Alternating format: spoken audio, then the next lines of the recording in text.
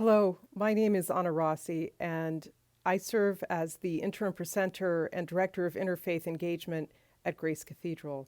This is Grace at Home, or more precisely, Grace in the Office. When we pray, we often pray to transform the world from what we see that is to what we think it ought to be.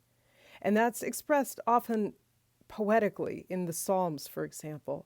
I'm thinking especially right now of Psalm 122. It's called a Psalm of Ascents.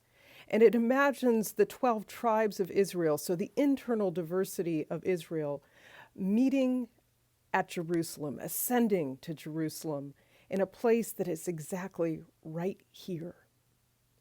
And in that imagination, Jerusalem is a city that is at unity with itself, a city of peace.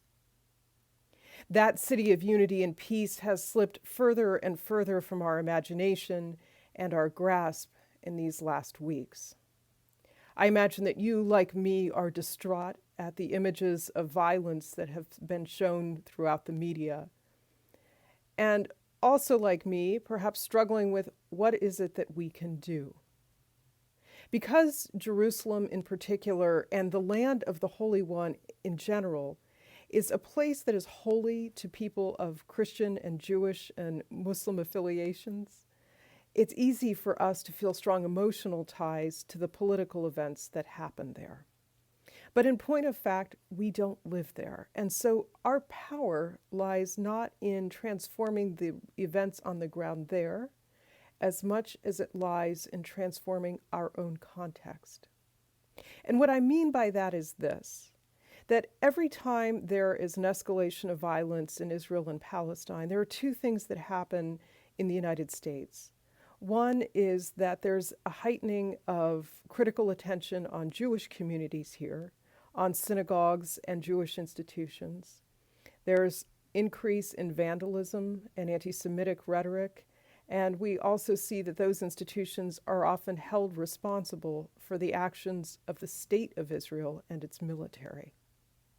The other thing that happens is that Muslims and people who are Arab or Middle Eastern or appear to be are targets of increased suspicion. They may be presumed to be terrorists. There may be increase in attacks or harassment around mosques.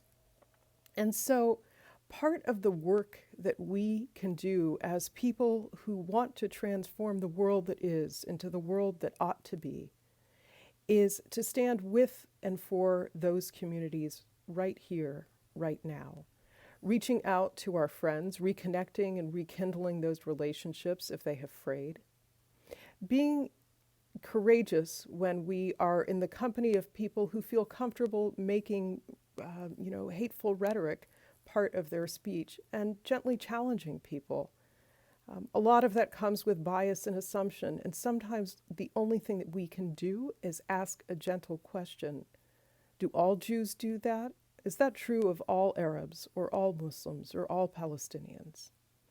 Together, we can rebuild our own communities, our own imagination, and therefore lay a groundwork that makes us better partners and companions for peace.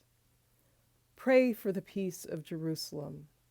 Pray also for the peoples of the land and the relationships of those peoples of the land to the peoples of every other land. May peace prevail.